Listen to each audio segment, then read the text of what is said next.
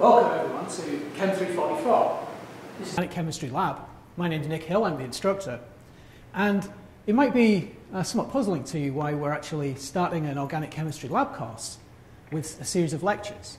Well, we find it's very important to be able to have students understand the concepts of spectroscopy and spectrometry before they actually begin work in the lab. So what we have, which is something different this semester, is we're actually doing these lectures, as you can see, via video. And the hope is that you can, and the expectation indeed is that you will watch these videos and then come to the class session prepared to do some problems. Work through some problem sets with your TAs and generally be in a good position to ask questions rather than absorb lecture material on day one. These videos will be posted on the course website and will be available all semester. So if you find that you're perhaps struggling with some concepts early on in the course, or perhaps even later on in the course, you can revisit this series of lectures whenever you wish. These will always be available. Today we're going to start talking about proton NMR spectroscopy. We'll define those terms very shortly. The main topics of today's lecture are right here.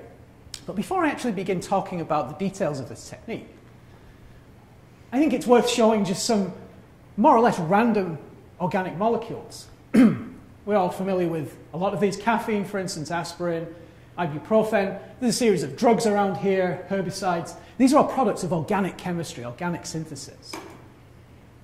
But if you think about it, you've done Chem 343 and you're used to these kind of representations of organic molecules. But the question we should ask ourselves really is, how do we know the structure of this molecule, of any of these molecules? Let's take a look at, for instance, this relatively complex molecule here, Cumbretistatin A4. It's a potential anti-cancer drug. Well, if this is going into the body, the stereochemistry and the connectivity of the molecule has to be absolutely unambiguously determined. For instance, how do we know that this OH group is appended to this particular carbon atom and not this one? How do we know the stereochemistry of this double bond? How do we know that this methoxy group is not appended to the double bond but is in fact bonded to the benzene ring?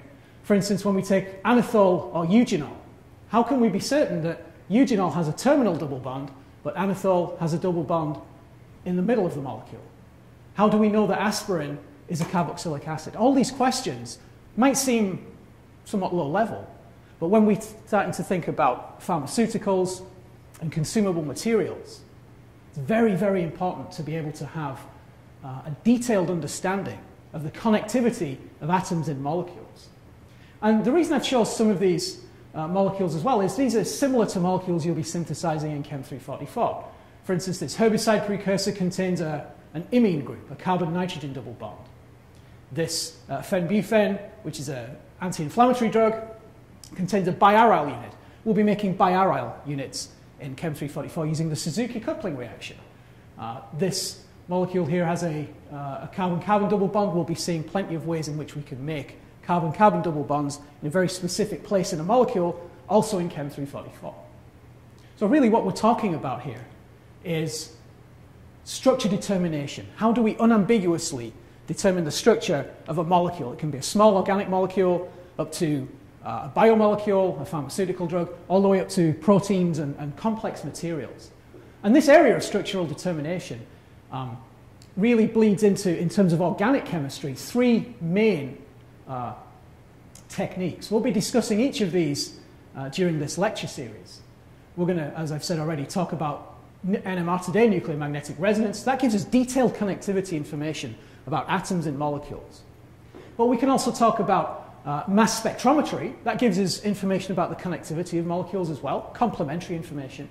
It also gives us some other information about perhaps the mass of a molecule, isotope distribution. That's something we're going to devote one entire lecture to, and you'll be using right throughout Chem 344. And then on this side here, we're going to discuss briefly infrared spectroscopy. Infrared spectroscopy is very useful for functional group determination. So you can use infrared spectroscopy to determine if you have perhaps a ketone or an aldehyde or a carboxylic acid or a primary amine or a secondary amine in your molecule, but it is a little bit more difficult to get detailed connectivity information. So these three techniques here, MS, NMR, and IR, taken as a whole, are really the workhorse of organic chemistry, certainly organic synthetic chemistry. And we'll be using all these in, excuse me, in Chem 344. But I certainly don't want to kind of miss the opportunity to talk about, or at least mention, these other techniques here. So you may have heard of ultraviolet visible spectroscopy, Raman spectroscopy, electron paramagnetic resonance spectroscopy in other courses, or maybe in future courses. These and others, there are 40 or 50 others we could potentially list, that are very useful and all go to solving our problem of being able to determine structures to a very high degree of accuracy and certainty. Ultimately, X-ray diffraction is kind of the gold standard, but there's some issues with that. You need a solid, you need a crystalline solid in order to do that. And then molecular modeling might seem a little out of place in that all of these techniques are kind of positive techniques, they're experimental techniques, but modeling by its nature is a theoretical endeavor. But we're going to be using molecular modeling in Chem 344. We're going to be using computational chemistry in Chem 344 to inform our determination of organic structures. And Dr. Esselman will give 2 or 3 lectures, video lectures, on the use of computational molecular modeling in Chem 344. So in 344, we're going to use NMR spectroscopy initially to determine the structure of organic molecules. So the spectroscopy word needs a definition.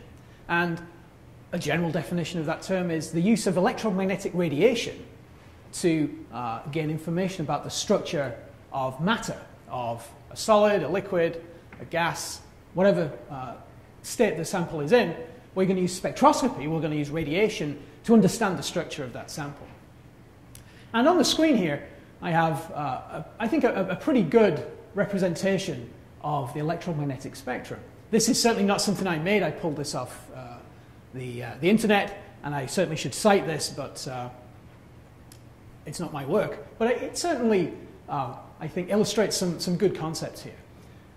One thing I think we should have as review material, should certainly be in your heads, but it's worth going over, is the issue of how energy of radiation relates to its wavelength and frequency. This equation up here, energy of radiation, shows us that the product of the Planck constant, which is this kind of quantum mechanical thing which we don't need to worry about, the product of the Planck constant and the frequency of the radiation, measured in units of hertz, gives us the energy of that radiation. And according to the energy of the radiation, we can get different information from a sample. We intrinsically know that gamma rays and X-rays are high energy. They're ionizing radiations. They have a very short wavelength and thus a high frequency. So high energy relates to short wavelength and high frequency.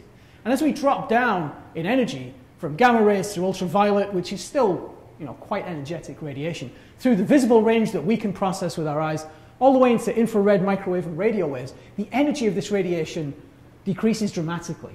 Its wavelength increases substantially, and thus its frequency is lower as well.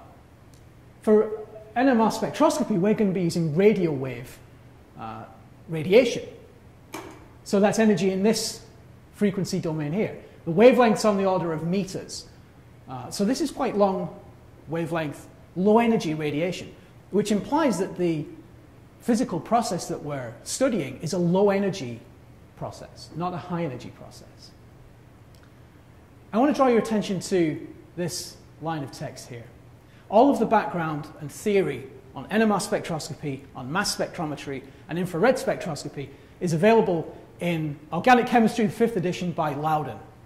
That is the course textbook for Chem 343 and Chem 345.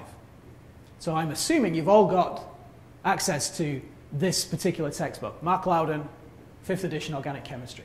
However, if you don't, for whatever reason, have access to that textbook, any organic textbook will explain the background and theory not only of the electromagnetic spectrum, but all of the kind of the physics, if you like, of the experiments that we're going to be talking about. So this is a very, very fast and quick overview of the fundamentals of the experiment we're doing. The focus of this lecture and the next lecture is to actually look at the output of that experiment. But there's just some kind of terms and other things that we have to define as well. So when talking about nuclear magnetic resonance spectroscopy, and we've got a definition of that latter term, we know what spectroscopy is now, but it would certainly be useful to understand each of these terms as well, nuclear, magnetic, and resonance. Let's start with nuclear. Well, chemists are always interested in electrons, but the NMR experiment focuses on nuclei. That's the nuclear part of this terminology. And let's now transition from talking about spectroscopy in a general sense, a very broad sense, to let's talk specifically about nuclear magnetic resonance spectroscopy, NMR. And I think it's useful to define each of these pieces of the experiment in sequence. Well, let's define why we need nuclear. What does nuclear mean in this regard? Well, chemists are always interested in electrons. But in order for a molecule to be useful in the NMR experiment, it needs to contain nuclei that have a spin quantum number, a non-zero spin quantum number. So we're thinking this is a quantum mechanical kind of property which we don't really need to focus on, except to know that nuclei that have a spin quantum number of 0 are unfortunately not useful in the NMR experiment. We call those NMR silent, and common isotopes of carbon, oxygen, and sulfur are unfortunately useless in the NMR experiment. It would be great if they were useful, but they're not because they have a 0 spin quantum number. So we can forget about those. Well, we now have various kind of values of spin quantum number. They don't need to be integers. But let's just talk about some that are NMR active but not widely used. Nitrogen-14 is NMR active. It has a spin quantum number of 1. And an isotope of hydrogen called deuterium, this is the hydrogen-2 isotope, often given the symbol D, is also NMR active. We can do an NMR experiment on something containing deuterium or nitrogen-14, but it's quite difficult to do, and it's not widely used in organic chemistry. So for now, we can forget about that technique as well. So at the top here, we have spin-half nuclei. This spin quantum number has a value of 1/2. And if we look at the range of nuclei that I've listed here, hydrogen-1 or proton, carbon-13, which is an isotope of carbon-12, fluorine-19, silicon-29, and phosphorus-31 are, of course, NMR active. They're easy nuclei to use, and they're widely used. And of course they're widely used because our definition of organic chemistry is a molecule that contains carbon and hydrogen. Hydrocarbon molecules kind of define organic chemistry. And we'll often find that organic molecules don't just contain carbon and hydrogen. They might contain silicon or phosphorus or fluorine or some other kind of atoms whose nuclei may or may not be spin active and thus useful in NMR. We're going to concentrate primarily in this course on proton NMR. We're going to see a little bit of carbon-13 NMR. But really we should focus our attention on proton NMR spectroscopy. And I think it's worth just talking very briefly about what happens in an NMR experiment. So we've defined nuclear. Let's move on to the magnetic portion of the experiment now.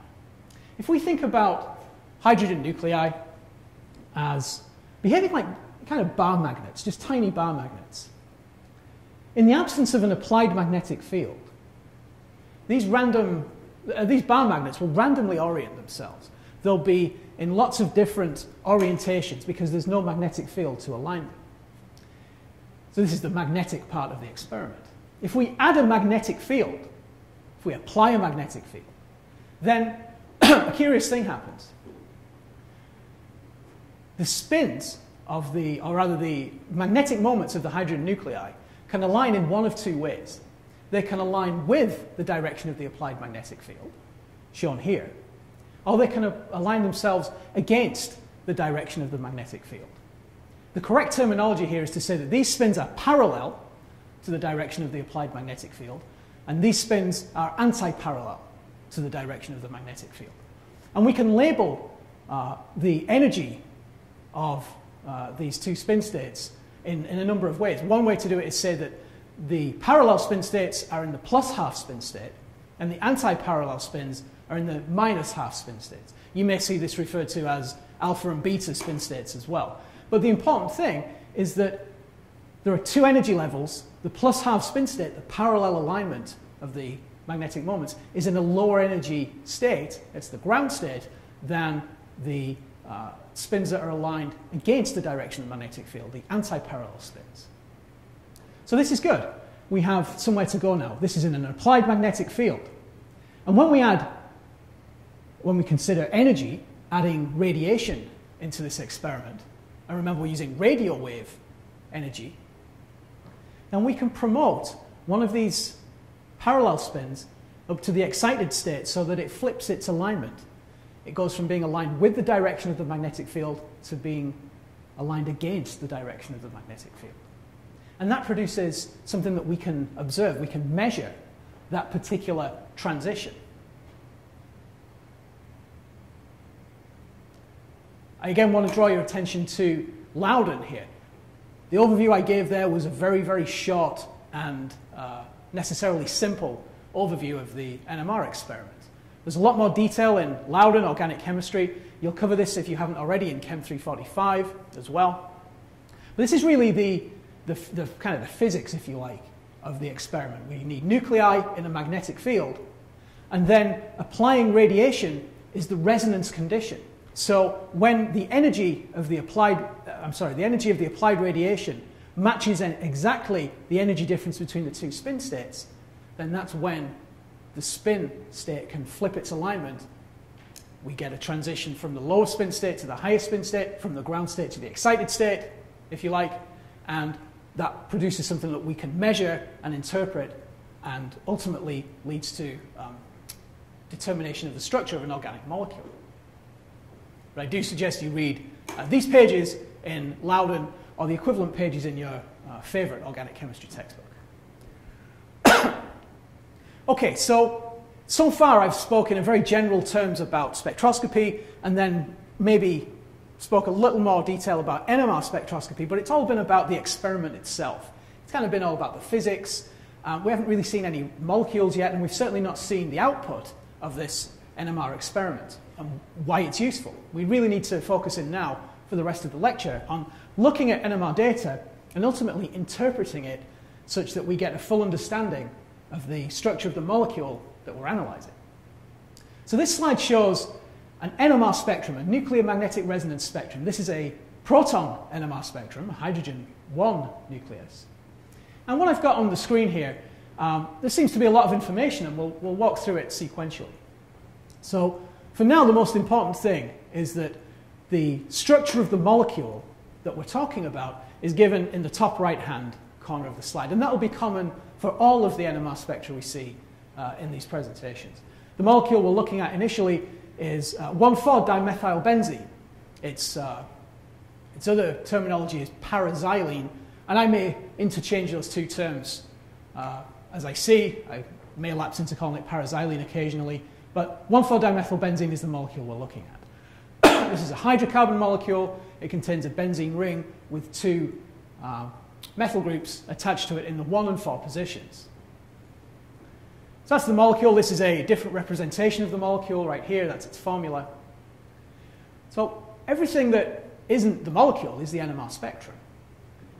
And it may look a little bit curious to begin with as to how we can relate this information to this structure. But if we apply some patience and some skill and some thinking, this becomes a very powerful technique and a very easy to apply technique as well. So let's start off by defining what each of these things are in the NMR spectrum. And notice that there are 3 of these, what we're going to call signals, in this particular NMR spectrum. But only 2 of these signals are labeled. We're going to talk about the nature of this signal in a future slide. So for now, just ignore this signal right here at the far right-hand side of the slide. We're only going to be interested in this signal and this signal. Now, each of these signals have 2 sets of numbers, and we need to define those. This number is called the integration value, or the integral. This number tells us a very important piece of information, and that's the number of protons giving this particular signal. So the integration value for this signal is 6. That means 6 protons are contributing to that signal. The integration value for this signal is 4. That means there are 4 protons contributing to that signal. And notice that these signals are not particularly close together. We have a scale down here that we need to define. This value, 2.29 and 7.04, it's called the chemical shift value of that signal. The chemical shift value is measured in parts per million, or ppm, which runs along this axis, running from 0 on the right-hand side up to 8, 9, perhaps 10, 11, 12 for proton NMR spectroscopy. That might seem reversed to the way you expect it, but it is this is the convention we use. We'll always be starting with 0 ppm on the right-hand side as we look at the NMR spectrum and getting to higher chemical shift values. So these two numbers are incredibly meaningful and incredibly useful to us as we move through more complex molecules. But we really need to know how they apply to paraxylene right now. I've told you what they are, but that doesn't really mean anything. We need to understand what they are. So in order to do that, we need to really analyze this molecule a little more in depth. Because, as we can see from the formula, there are 10 protons in paraxylene. That makes sense. There are 3 on each methyl group, so there's 1, 2, 3, 4, 5, 6, and there are 4 protons bonded to the aromatic ring. 1, 2, 3, 4, 10 in total. But yet there are only 2 signals in this NMR spectrum. This signal and this signal. On first glance, we might expect to be seeing 10 signals because there are 10 protons. How do we explain that? Well, if we analyze this molecule in terms of looking for equivalence in the protons, which protons are in the same environment and which protons are in different environments.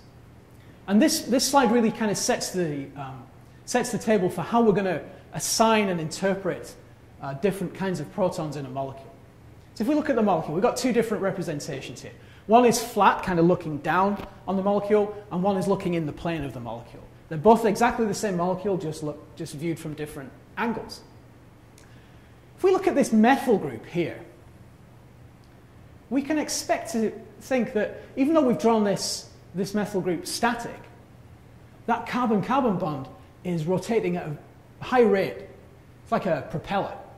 So these protons, these hydrogen atoms, if you like, on the carbon atom, are interchanging position very, very rapidly, and we call them equivalent. If we were going to label them, we would label all of them HA. This is the convention we use in this course to label sets of equivalent protons. So there are 3 equivalent HA protons on this methyl group. They're all equivalent, and we can see here that this carbon is sp3 hybridized, so this is in a tetrahedral array approximately. And you can think, if you think of this as a propeller, each of these HA protons replaces the position of each other as this carbon-carbon bond rotates rapidly. And then if we look at this molecule a little closer, we can see that there's a line of symmetry running right down the center of the molecule. This green line represents a fold that we can make in this molecule, such that if we fold paraxylene across this line, this proton, and this proton, and this carbon atom will end up exactly matching this one. So this line of symmetry means that whatever happens on this line, this side of the line, is equivalent on this side of the line. So we can now see that these methyl groups are equivalent to each other. So the protons within each methyl group are equivalent, and the 2 methyl groups are equivalent to each other as well. And we can see that in this view of the molecule, and also this side-on view. This green circle here is meant to represent the line running through, kind of towards us, from the back of the board, through the board, coming out the front. So now this perhaps makes a little more sense. If we think back to one of the signals that we saw in the NMR spectrum, we saw that one of those signals had an integration value of 6, meaning that 6 protons were contributing to that signal. There are 6 equivalent protons in paraxylene, the 2 methyl groups. And let's just keep a running tally here. We have 6 HA protons. All those HA protons are equivalent to each other. They're in this identical chemical and magnetic environments. So perhaps we can now start thinking, if we think about that NMR spectrum, we can make a first attempt at assigning one of those signals to a particular set of protons in this molecule. And we'll do that again shortly. But there's another set of protons that we need to consider as well. They are the protons bonded to the benzene ring, which we'll label HB. So this proton here, Hb, is in a different chemical and magnetic environment to all of the A protons. We can see that here or here. There's an entirely different environment. And we know if we just apply this line of symmetry that what happens on this side of the molecule is reflected on this side of the molecule. So we can see that, okay, that's also a proton that we can label as B because that's equivalent to this one. But we haven't accounted for these two protons yet, and that's because there's another line of symmetry that we need to account for. If we can draw a line of symmetry kind of going right through the x-axis of the molecule, such that what happens on this side of the molecule is reflected on this side, then these two protons here, or here in this representation, are also equivalent. They're also B protons. There are 4 of those in total, 1, 2, 3, 4. 4 equivalent B protons, which are not equivalent to the A protons. So now we've defined 2 sets of non-equivalent protons, the A and the B set. There are 6 A protons and there are 4 B protons. So if we take a look at the NMR spectrum of paraxylene again, with this new information in mind, it shouldn't be too much of a task to assign one of these signals to the methyl groups and one of these signals to the methyl group protons and one of these signals to the benzene ring protons. I've kind of shortened the representation of our symmetry axes on here, but this is still paraxylene. So we can say with confidence, and really only by using the integration value, that this signal with an integration value of 6 is due to the A protons, the methyl group protons. And we can then say that this signal with an integration value of 4 is due to the B protons, the protons bonded directly to the benzene ring. And that makes now good sense. Everything's consistent. We've more or less ignored the value of the chemical shift. We'll get to that in a couple of slides. But we've unambiguously determined the structure of paraxylene, or rather we've confirmed the structure of paraxylene. We will get to the point where we can look at an NMR spectrum and have a formula and be able to draw the structure of the molecule. We'll certainly get there with some practice. But for now, we know the structure of the molecule. We're essentially just confirming it. But this is a good thing. This is a good first step. So this is the NMR spectrum of paraxylene. There's not a whole lot else to say about it, except that these chemical shifts are consistent with the nature of the sets of equivalent protons. And we'll get to that, I think, in this next slide. So this is the NMR spectrum of 1,4-dimethoxybenzene. This is a very similar looking molecule to paraxylene, to 1,4-dimethylbenzene. The only difference is that where there used to be a direct carbon-carbon bond between the benzene ring and the methyl group, we've now inserted an oxygen atom. This is an oxygen atom. We're going to use red to represent oxygen atoms here. So we've got a different atom in our molecule now, but that shouldn't do anything to the nature of the signals in the NMR spectrum because we're not adding NMR active nuclei. We're certainly not adding protons here. So we might expect, and indeed we'll find, that the sets of equivalent protons have not changed. We would still expect to see these methyl groups, these methyl group protons, which we can again label HA, as giving this signal right here with an integration value of 6.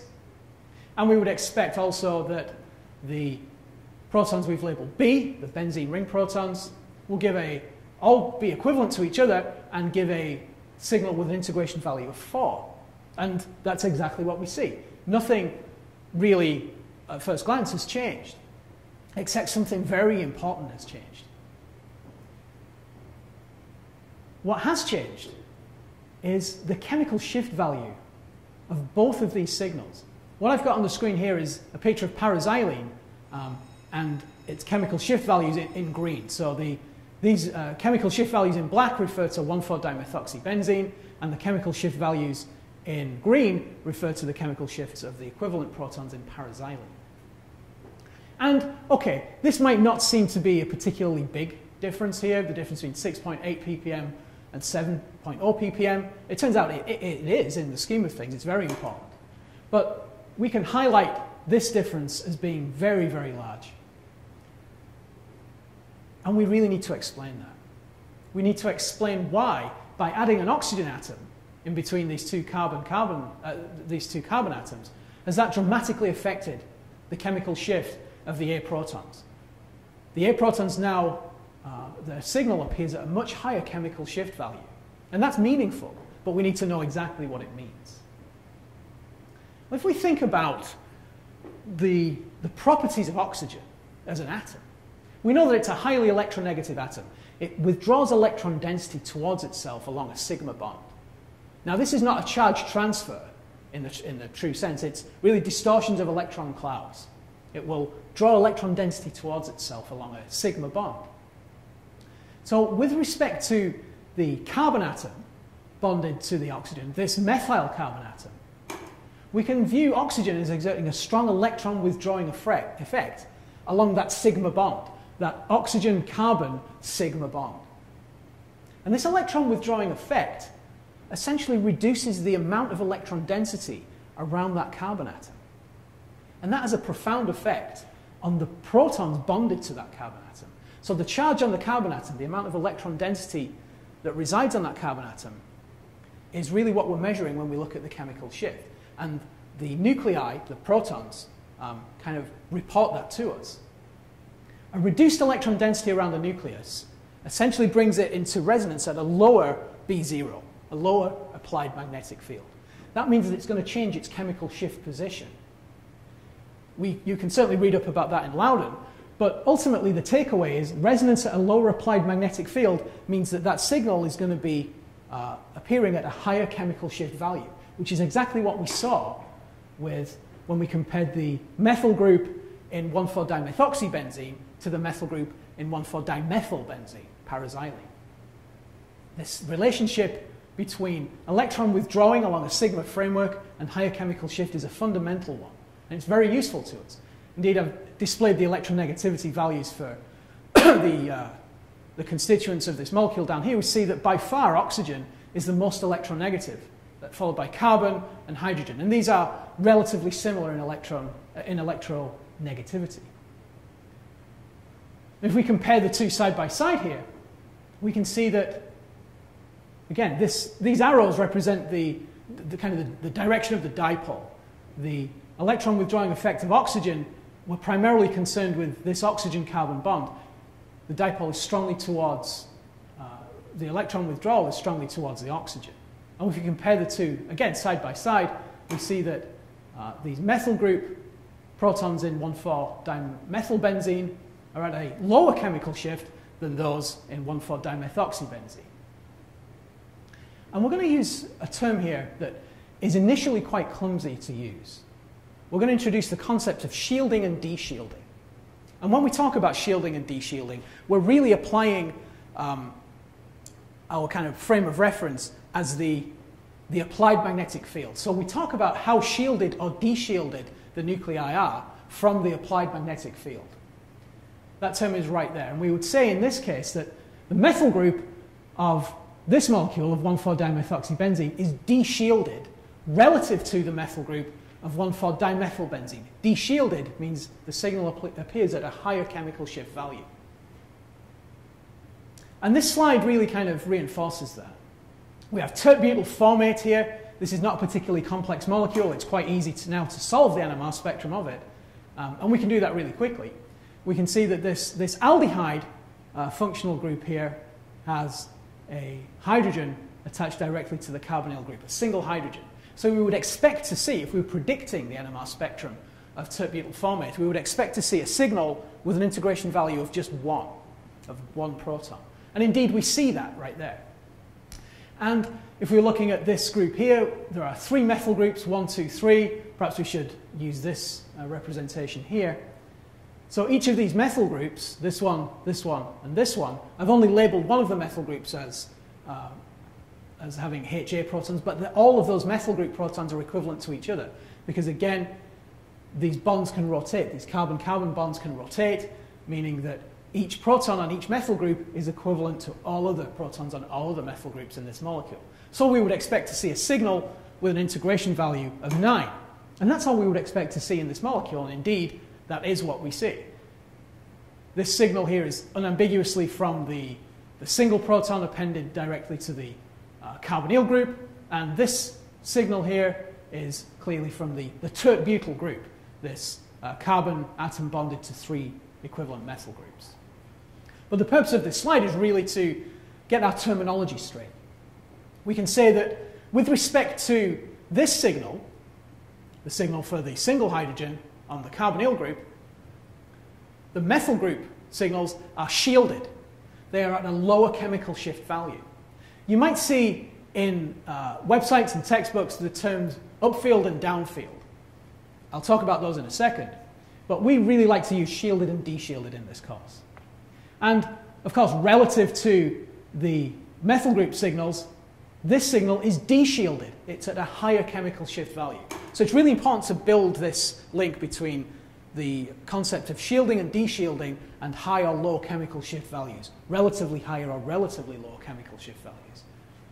These terms here, downfield and upfield, they really refer to the magnetic field rather than the property of the molecule. Shielding and deshielding talks directly about something in the molecule, whereas upfield and downfield tend to talk about the applied magnetic field, and I don't feel as though that's quite as useful. But it is probably worth establishing that link between shielded and upfield and deshielded and downfield. It's not what I'm going to use. I'm going to use deshielded and shielded exclusively, but you should certainly be familiar with this terminology as well. So just to summarize so far, we've built a link between the terms chemical shift, shielding, and equivalence. They are kind of the 3 words that we need to keep in our mind right now and know how they're applied to NMR spectroscopy.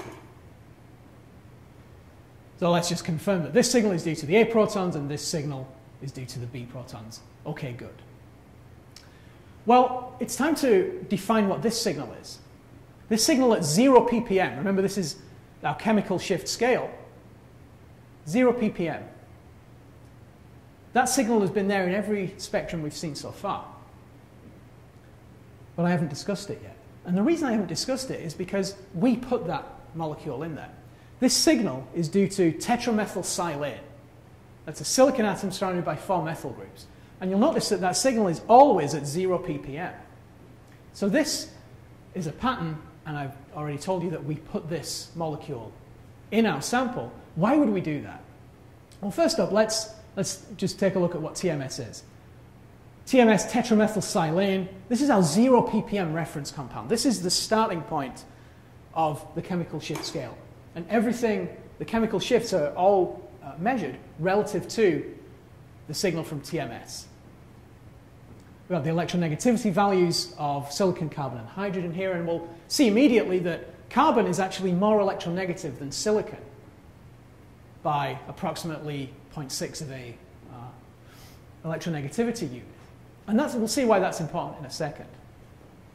Well, importantly, TMS is chemically inert. It would be kind of ridiculous to pick a molecule as a 0 ppm reference compound that might react with the compound that we're actually trying to study. So for most molecules, TMS won't react with anything, so it's an inert species. That's good. We're not altering anything about the molecule that we're studying. The protons of the methyl groups on TMS are very, very strongly shielded, and that's a consequence of this increased electron density at the carbon atom. Carbon, as I said, is much more electronegative than silicon, and so the direction of the dipole is towards the carbon. The carbon withdraws electron density from the silicon. That means that the protons bonded to each carbon atom are quite significantly shielded. They're certainly much more shielded than common organic molecules. We're not going to encounter anything in Chem 344 containing silicon except TMS. So we should not make the mistake of assigning our 0 ppm signal as actually being part of our molecule. It will never be part of our molecule. Those signals are too strongly shielded to be anything but from TMS. The TMS signal is also very strong. There are 12 equivalent protons in this molecule, so we're inherently going to get a relatively strong signal. And this is something I'm going to come back to later, but that signal is not split. It's a singlet. It's not broken down into peaks. That's something we'll talk about primarily later on in this lecture, and certainly in lecture 2. But this concept of a signal being unsplit, we would say that that signal is a singlet. And then there are some other considerations that TMS is quite volatile, so it's easy to remove from the sample after we've done our analysis, and it's quite inexpensive. So this is not a particularly difficult molecule to use, but it's very, very useful in terms of it being inert, strongly shielded, a strong signal, and has some other useful physical properties. The big takeaway here is that we should never, ever assign the TMS signal at 0 ppm as being part of our molecule. It never will be part of our molecule. So I've alluded to chemical shifts so far, and I've not really spoken about them in any depth. And chemical shifts are really something that we can use to confirm kind of environments that protons find themselves in. What I have on the screen here is a chemical shift table. So this tells us that we don't need to memorize chemical shift values for every single molecule. That wouldn't be very much use to anyone.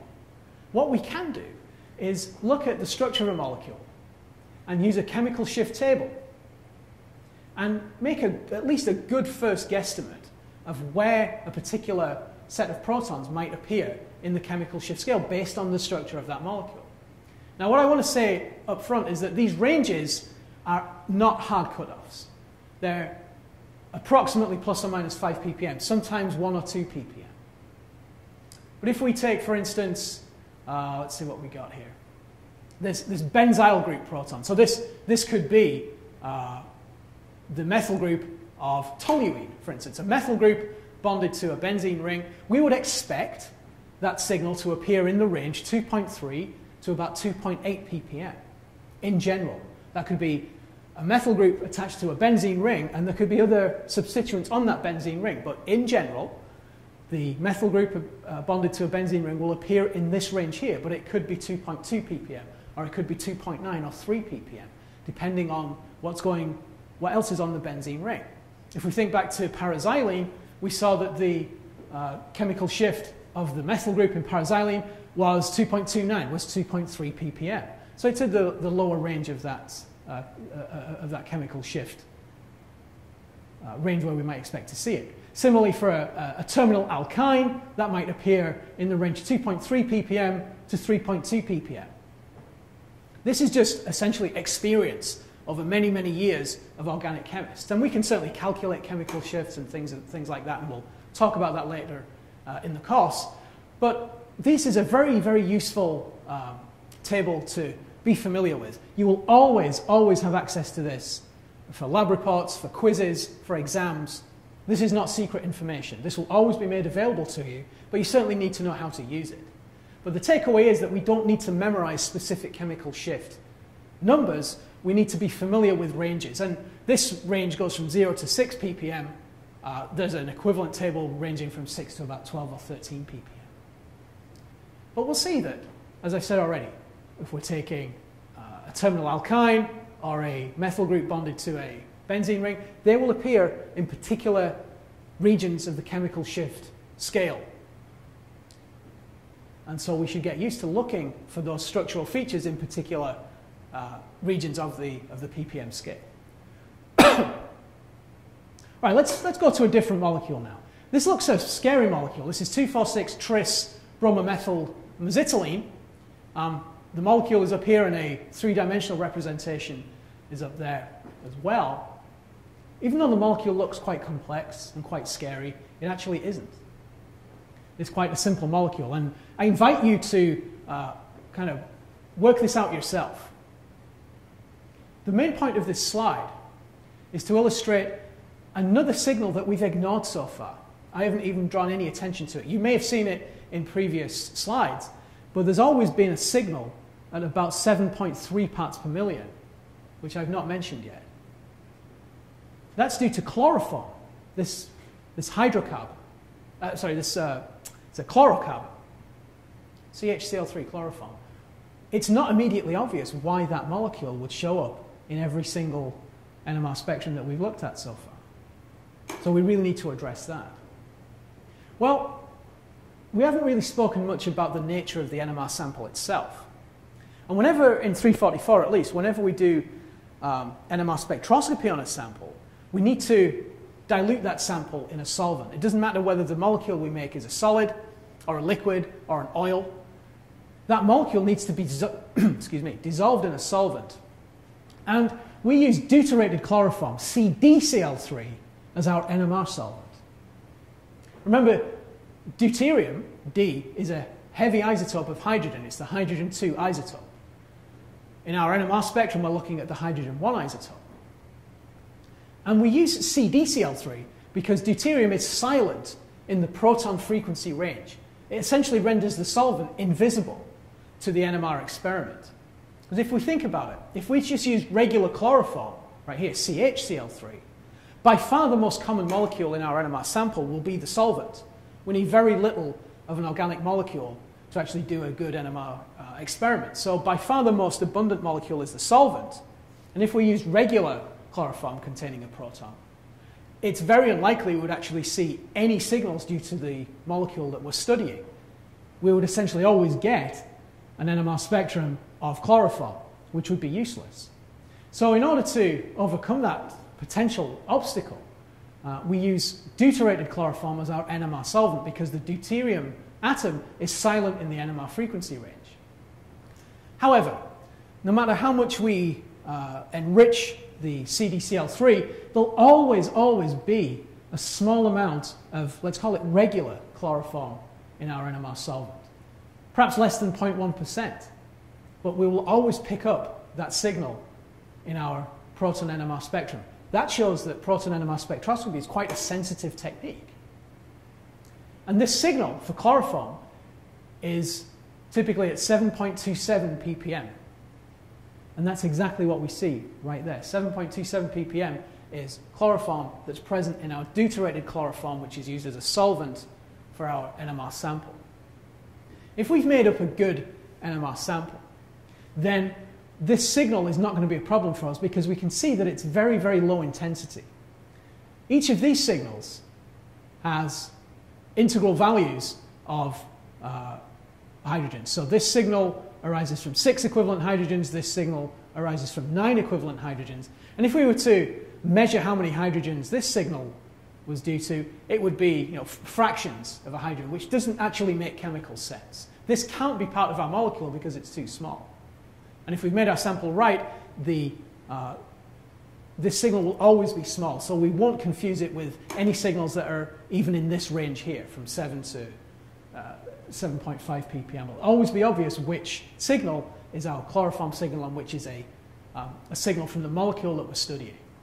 And again, just as a reminder, this signal is due to TMS, our 0 ppm reference compound. So we've accounted for the two kind of extra signals that always appear in an NMR spectrum right here. And we shouldn't confuse this one or this one with being actually part of the molecule that we're studying.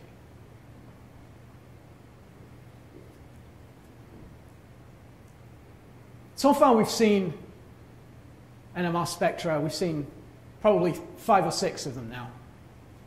And as we go through the course, and as indeed scientists produce new molecules and synthesize new drugs, there needs to be a record of every, not only the final molecule, but every molecule that was made up to that, precursors, intermediates.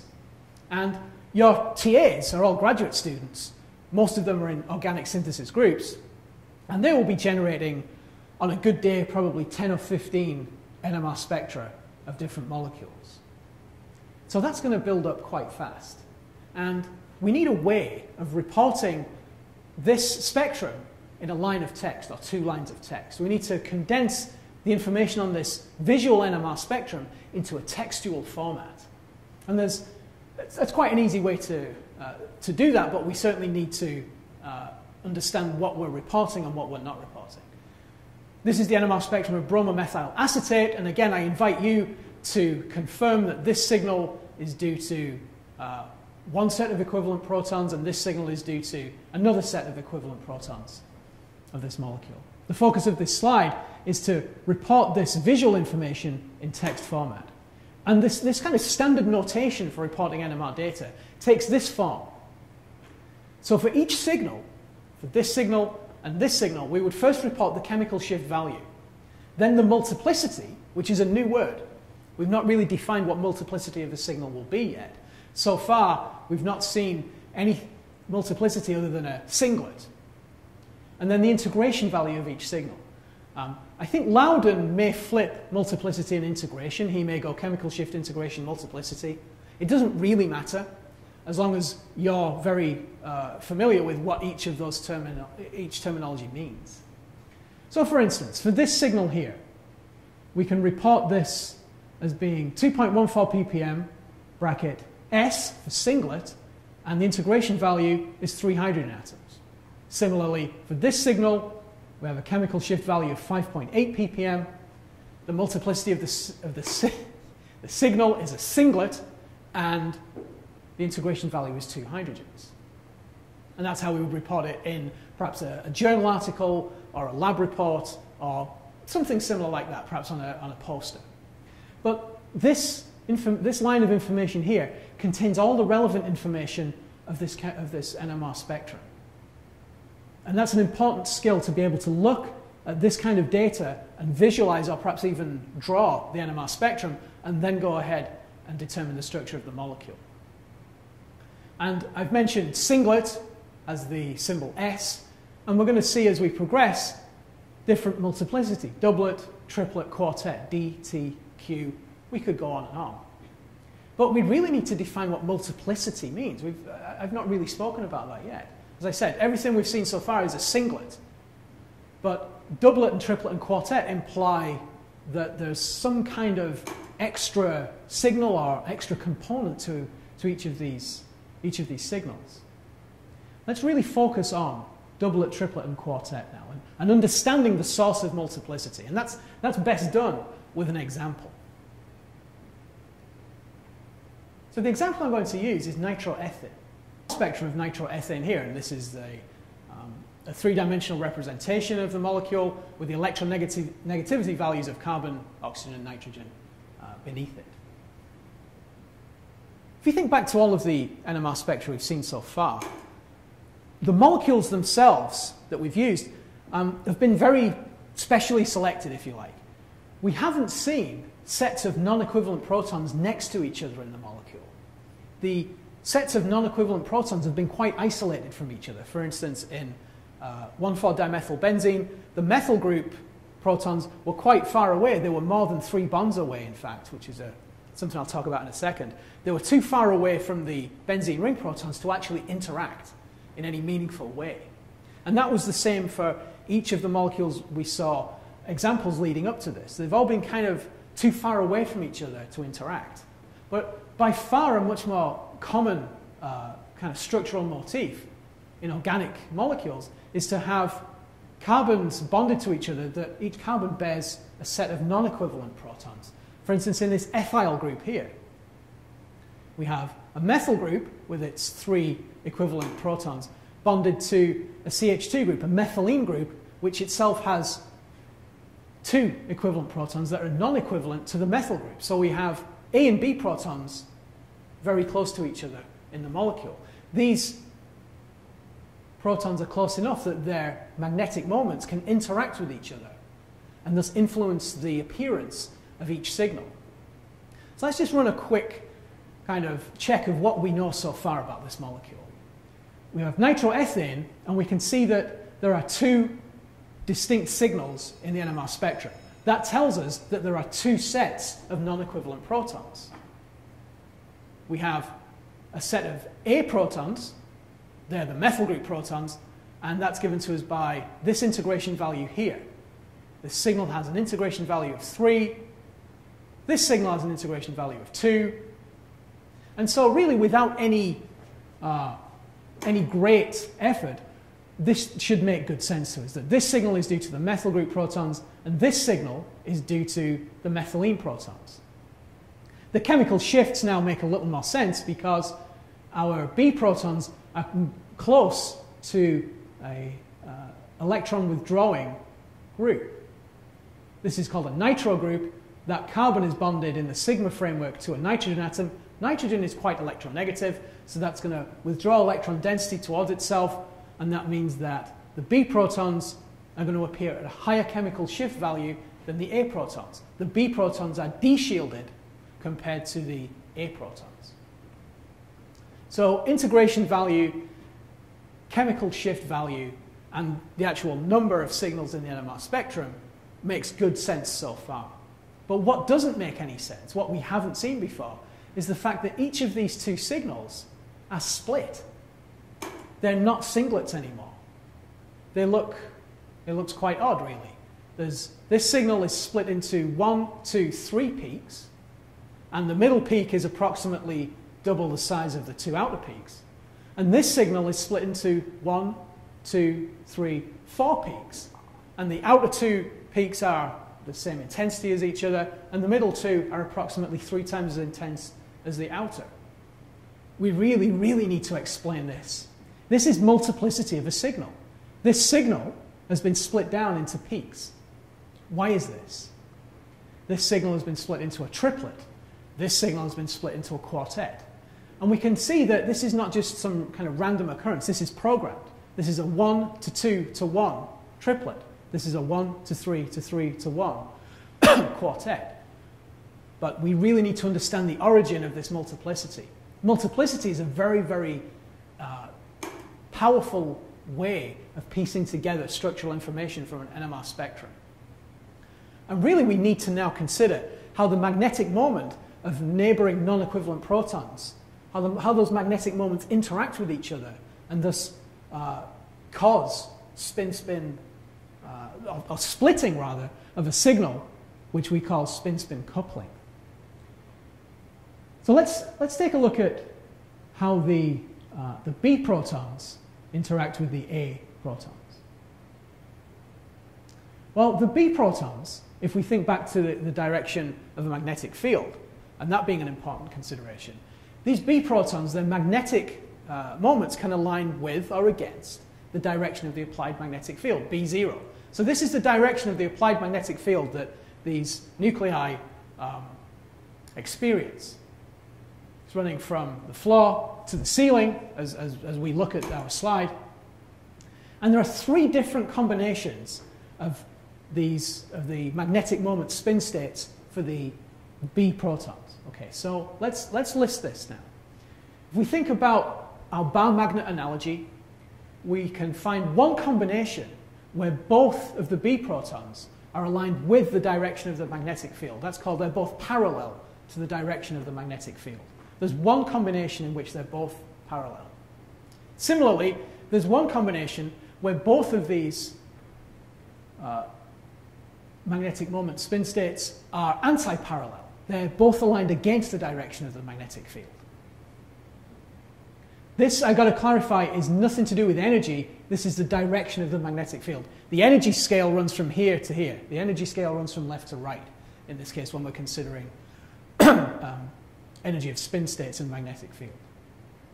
So we have one combination where both spin states are parallel, one combination where both are anti-parallel, but we could have one spin state aligned with and one spin state aligned against the direction of the magnetic field. That's going to be a different energy to either of these. And then, so we've labeled that as parallel to the field and anti-parallel to the field. But we can also have a similar combination where we have anti-parallel and parallel. These two spin states are equivalent. They're degenerate. They're of exactly the same energy. There are 2 combinations where the spin state can be parallel and anti-parallel, as we can see here. So how does that relate to, how does the spin states of the B protons relate to how that splits the signal from the A protons? Because that's ultimately what we're asking here. So I've just kind of moved this spin system over to the left. These 3 different combinations of HB spin states split the signal from the methyl group protons into a 1 to 2 to 1 triplet. So that's ultimately what we're seeing.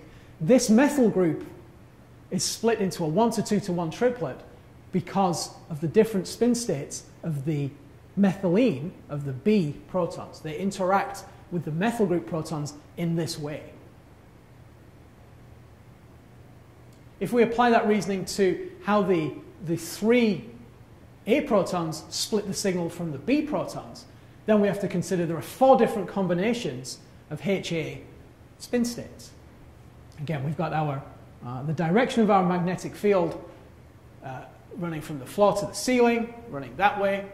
And if we think about these different combinations of spin states, there's only one combination where all 3 HA protons, their magnetic moments are aligned with the direction of the magnetic field. They're all parallel. There's only one combination where they're all aligned against the direction of the magnetic field, when they're all anti-parallel. But now we need to think about 2 different sets of combinations. The first one we're going to think about is 2 spin states aligned with the field and one against, represented here. But if we just treat this as a kind of a vector diagram, we can see that there are 3 different combinations of spin state where 2 magnetic moments are aligned with the field and one is against. So we have 2 with, 1 against, or 2 parallel, 1 anti-parallel. These 2 are parallel, this one's anti-parallel. This one is anti-parallel, these 2 are parallel. Again, just like the previous example, these are 3 degenerate spin states. They all have the same energy. The 2p, 1ap set of spins, if you like, are all degenerate. There are 3 combinations. And similarly, if we apply that same reasoning to a situation where, excuse me, where 2 of the spin states are anti-parallel and 1 is parallel, there are 3 equivalent spin states there. And this is a set of 3 degenerate spin states where we have 1p and 2ap. This is a 1 to 3 to 3 to 1 relationship. Again, I'm going to move this kind of spin coordinate system to the side here and talk about the nature of the signal from the B protons. That signal from the B protons is split into a 1 to 3 to 3 to 1 quartet by the HA protons. That's a typo on my part. That should be HA right there, folks. I apologize for that. That final letter there should be A. That's the HA, not the HB. I want to be very, very clear about that. So this signal from the B protons is split into a 1 to 3 to 3 to 1 quartet by these different spin states of the A proton. So there's a lot going on here, and this might seem quite clumsy. And indeed it is, because if we go with a fairly complex molecule, it's going to be really cumbersome to write out all these different spin states and think about different combinations and how many of each one there are. Well, fortunately, we can use a real simple technique called the n+1 rule. I essentially just derived the n+1 rule for us, so we know what we're talking about. But from now on, we're going to be using the n+1 rule to confirm or predict, perhaps, the multiplicity of each signal. For n+1 rule, we certainly need to define what n means. N is the number of non-equivalent neighboring protons to a particular proton that we're analyzing. So let's take an example here. For the A protons, the methyl group protons, the n value is 2. There are 2 neighboring non-equivalent protons. So these B protons are equivalent to each other for sure, but they're not equivalent to the A protons. So for the A protons, the n value is 2. If we apply the n+1 rule, n+1, 2 plus 1 is 3, that relates to a triplet. The signal from the A protons is split into 3, into a 1 to 2 to 1 triplet. That's exactly what we see right there. Let's apply the n+1 rule to the B protons now. So for the B protons, the n value would be 3. There are 1, 2, 3 neighboring non-equivalent protons with respect to the proton that we've labeled B. Sure, the A protons are all equivalent to each other, but they're not equivalent to the B protons. So for B, the n value is 3. 3 plus 1 is 4. And the signal from the B protons is split into a 1 to 3 to 3 to 1 quartet. So just by remembering this n+1 rule and being able to apply it, we've really streamlined and simplified the way that we can look at, or the way we can understand the origin of this spin-spin coupling, the splitting of these signals into peaks. And we'll take another example right now. The molecule we've got here is diisopropyl ether. This is the kind of three-dimensional representation of it. And we can see that if we look, I think I'm going to use this representation here. we can see that there are two methyl groups in this molecule, and there is one methylene group.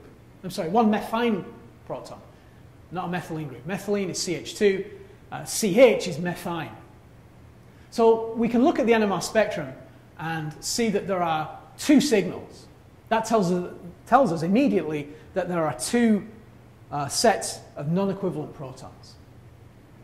The chemical shifts might make sense initially, but we can take a look at those later.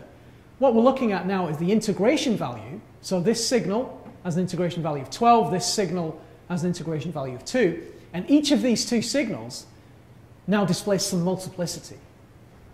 This signal has been split into two equal intensity peaks. That's called a doublet.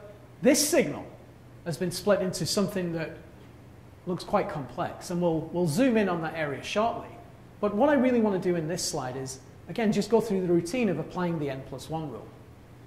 So I've labeled the methyl protons all as A, because by now we should be confident and convinced that the methyl group protons are equivalent to each other. Each proton in each methyl group is equivalent to each other, and the two methyl groups are equivalent to each other as well. And the only other proton in this species is the single HB proton that's bonded directly to the carbon atom, the methine proton. So we have two different types of proton here. Let's apply the n+1 rule to the A protons. So for the A protons, the methyl group protons, the n value is 1. That's one single HB proton. So if the n+1 rule would say that the A protons are split into n+1 equals 2, 1 + 1 equals 2 peaks, this signal is a 1-to-1 doublet. Let's apply the n+1 rule to the B proton. And this is where things get a little more, perhaps, complex to look at. For the B proton, the n value is 6, because the nearest neighbours to the B proton are 1, 2, 3, 4, 5, 6 equivalent A protons. So n+1, 6 + 1 is 7.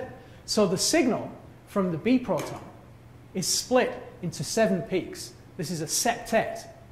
And the relative intensities of the peaks in that septet are 1 to 6 to 15 to 20 to 15 to 6 to 1. So you can see why the n+1 rule is a very good thing to be able to use. Otherwise, we would be drawing all these different combinations of spin states, and we would ultimately give up because it's too complex to do. One thing I want to draw our attention to also is that I've mentioned that in this system, when we're looking at the n+1 rule, that I've only been talking about 1 B proton and 6 A protons, yet the integration values show 12 A protons and 2 B protons. If we stare at this molecule for a little bit, diisopropyl ether, we can see that there's actually a symmetry line bisecting the oxygen atom. Whether you want to look at this representation or this representation, if we put a green line, just like we did for paraxylene, through the center of the oxygen atom, we can see that there's a line of symmetry. So that the methyl groups, let's draw an imaginary line down this molecule here. These methyl groups, these A protons, are equivalent to the A protons on this side of the molecule. And this methine proton, this B proton, is equivalent to this proton on the other side. So in total, there are 12 equivalent methyl protons and 2 equivalent methine protons. But when we apply the n+1 rule, we look at the lowest number. Let's just kind of underscore the chemical shift values here. It shouldn't now be a surprise to us that this signal, due to the methine proton, is at a higher chemical shift value than this doublet assigned to the methyl group protons. This signal, the protons giving rise to this signal, are much more de-shielded than the protons giving rise to this signal right here. And that's because this methine proton, this HB proton, is closer in the sigma framework to an electron withdrawing electronegative oxygen atom. This methine proton is 1, 2 bonds away from the oxygen atom. These methyl protons are 1, 2, 3 bonds away from the oxygen atom. And this electron withdrawing effect drops off dramatically with distance in the sigma framework. So these chemical shifts now make internal sense as well. So the number of signals, the multiplicity of the signals, the integration values, and the chemical shift values of those signals now all make internal sense, and we can unambiguously state that this is the spectrum of diisopropyl ether. What I want to do, let's going to flip back to this slide, is home in on this area here. This is our septet, and I think it's going to be useful to just show you a zoom in of this area. And we get to talk about a new concept now. Or we get to at least allude to one and then revisit it in a few minutes. So this is a zoom in of the septet. And we can see that there are indeed, this signal from the B proton is split into 1, 2, 3, 4, 5, 6, 7 individual peaks. The intensity, the relative intensity of each of those peaks is indeed 1, 6, 15, 20, 15, 6, 1. But these numbers are nothing to do with the integration value. It's quite easy, at the start of NMR at least, to confuse these numbers with this number here.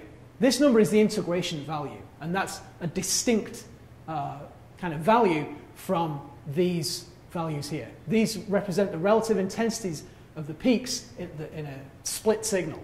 This number here, which will always be by this integrand, represents the number of protons giving rise to that particular signal. So don't be confused by the meanings of these different numbers here. We'll take another look at this septet in a short while. Pascal's triangle is something you may have come across perhaps in high school math or something like that, maybe earlier. And this is certainly not something that's massively important in NMR spectroscopy, but it's really just on here to show that this multiplicity of signals, a 1-to-1 doublet or a 1-to-3 to 3-to-1 quartet, or indeed the septet, the relative ratio of the intensities of the peaks in a signal actually has some kind of physical basis. Pascal's triangle is just this binomial series that you may have encountered in the past, and this is essentially the mathematical foundation for the relative intensities of the peaks in a split signal. You certainly don't need to memorize this or worry about it, but you're probably familiar with it anyway, so it's worth just alluding to. So let's move to our final for today example. We have now the molecule 4-isopropyl aniline, and we're kind of drawing different concepts together now. We've got a benzene ring in there, and we also have a relatively complex alkyl system. Complex as far as we're concerned, at least. Let's take a look at this molecule. We've got kind of the two-dimensional representation here and perhaps a more useful three-dimensional representation right here. This is the NMR spectrum, the entire NMR spectrum of 4-isopropyl aniline. This is TMS, just to remind ourselves, and this very, very small signal here is due to residual chloroform in our deuterated solvent.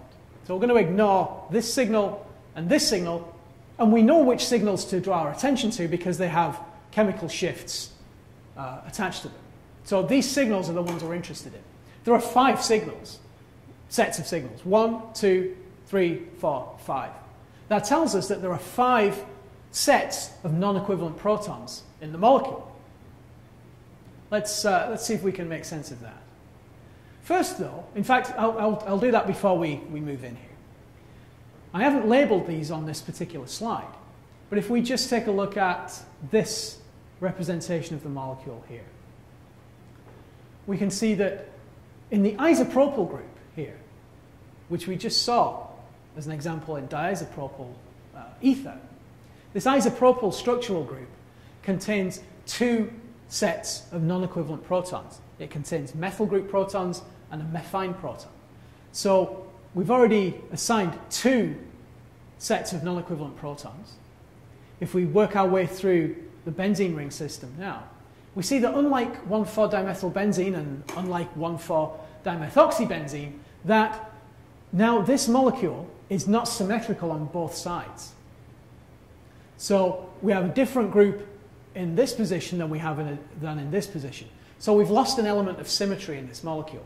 So this benzene ring proton and this benzene ring proton are equivalent to each other.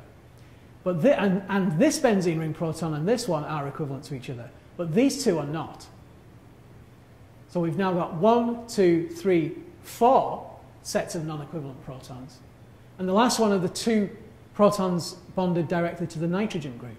This is our aniline. And aniline is a NH2 group bonded directly to a benzene ring, or any amino group bonded directly to a benzene ring.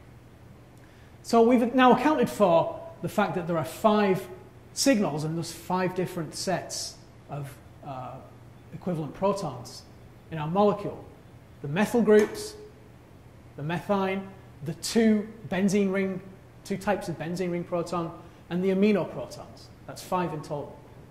Let's move in on this area, because this is something that we've learned about today, this region of the chemical shift scale. And for simplicity, this is the slide I'd labeled these things. So we're going, methyls are A, methine is B, C, D, and E. Well, we've done some of the work there. Well, let's see if we can assign each signal to a particular proton. Well, we're seeing already right here a septet and a doublet. And I've labeled these because this is a pattern that we should get used to. Pattern recognition goes a long way, at least at the beginning of NMR spectroscopy. I'm certainly absolutely not telling you to memorize a whole bunch of splitting patterns. But if we can see commonalities across different NMR spectra for common structural features, such as the isopropyl group, then that can go a long way in helping and aiding our structural determination. So we've already seen in diisopropyl ether this typical septet and doublet pattern. In diisopropyl ether, the integration value is 12 to 2 because there are 2 equivalent isopropyl groups. In this molecule, the integration ratio is 6 to 1. 2 equivalent methyl groups, 1 methine proton. This is a typical isopropyl group pattern. So really, without even applying the n+1 rule and just recognizing this particular pattern, we've already accounted that these 2 signals are from the isopropyl group. Whoops. This is the signal from the methyl groups of the isopropyl group. This is the signal from the methine group, or the methine proton of the isopropyl group.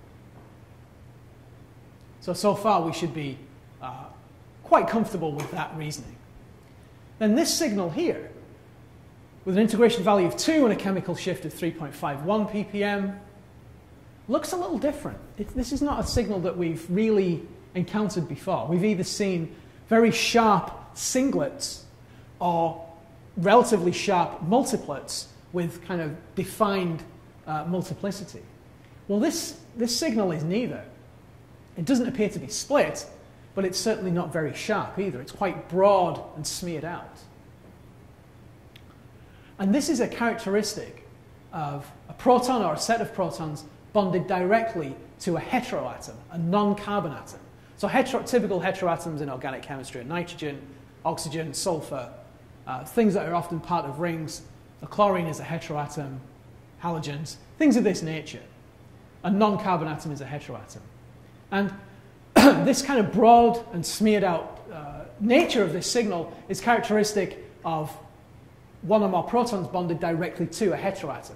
This is for reasons that we don't really need to go into right now. Suffice to say that this integration value alone could tell us that this signal is due to the amino group protons, the protons I've labeled C. But whenever we see a broad smeared out signal, we should be thinking about a proton bonded directly to a heteroatom. And what I'm going to do now, for reference, I'm going to zoom in on this area here. Again, zooming in on the septet.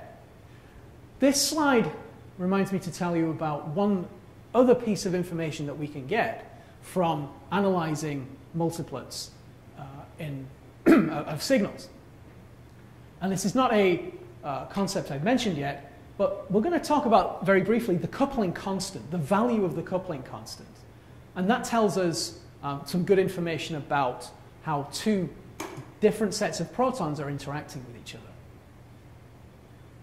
So we've zoomed in on the septet, which is a consequence of a methine proton being split by 6 equivalent methyl group protons. If we apply the n+1 rule, the n value was 6, remember, so 6 plus 1 is 7.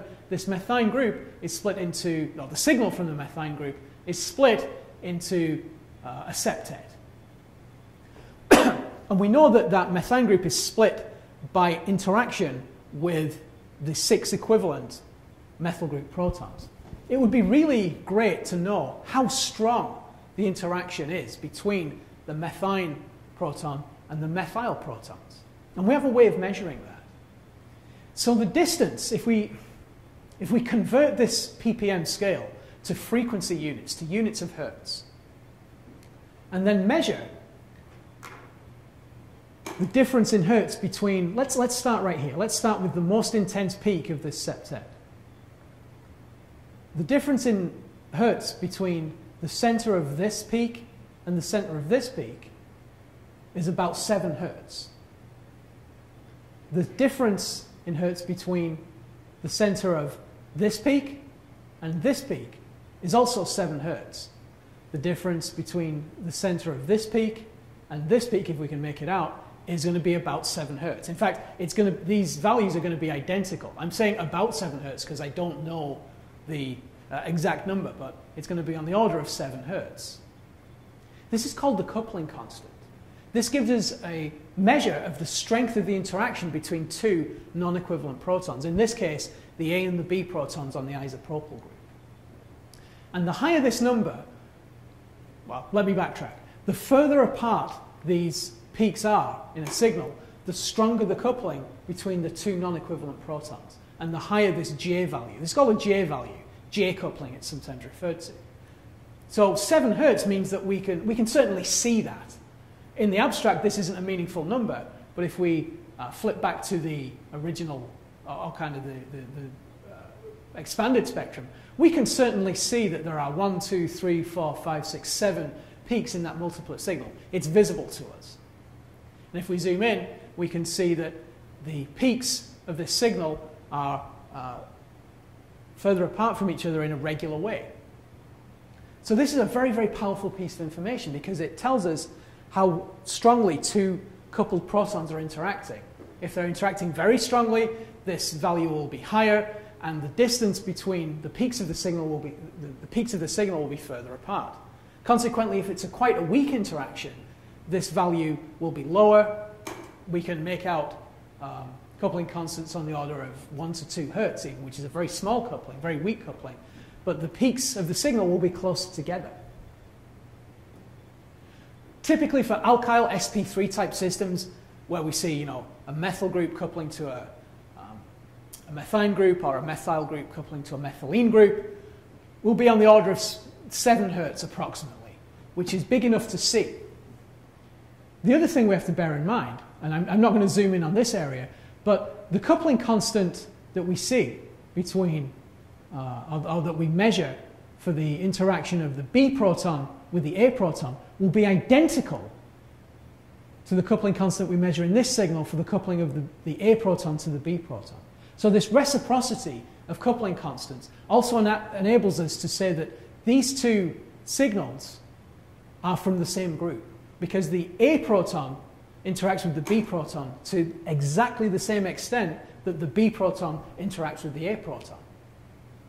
So the coupling constant in this doublet would also be the same value as it is in this septet, about 7 hertz, but it would be absolutely identical to the value we measured in this septet. So coupling constant, chemical shift, multiplicity, number of signals. There's a lot to keep an integration value. There's a lot to kind of keep straight here. What I haven't spoken about are the signals that are much more de-shielded than these alkyl signals right here, and these heteroatom signals. These, almost by a process of elimination, must be from the protons bonded directly to the benzene ring. And indeed they are. They're in the chemical shift region where we expect to see benzene ring protons.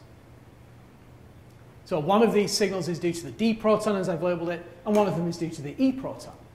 However, we don't have enough information right now in order to determine which of these signals is due to which proton. And that's something that we're going to talk about in part 2. So we're going to get to a point where, with practice, you can look at an NMR spectrum and have a formula for the molecule and be able to draw the structure, the detailed molecular structure of that organic molecule. Or you'll get a picture of an organic molecule and be able to predict its NMR spectrum. It's very important to be able to go both ways. And with skill and practice, and certainly with patience, you'll definitely get there. And I advise you to watch this video again, to ask questions, either of me by email or in my office hours, Dr. Esselman by email or in office hours, or your TA when you know who that is. There are plenty of resources in this department for you to get very good, very quickly at NMR spectroscopy. It's just up to you to do it. Practice certainly makes perfect for NMR spectroscopy, and I encourage you to practice as much as you can.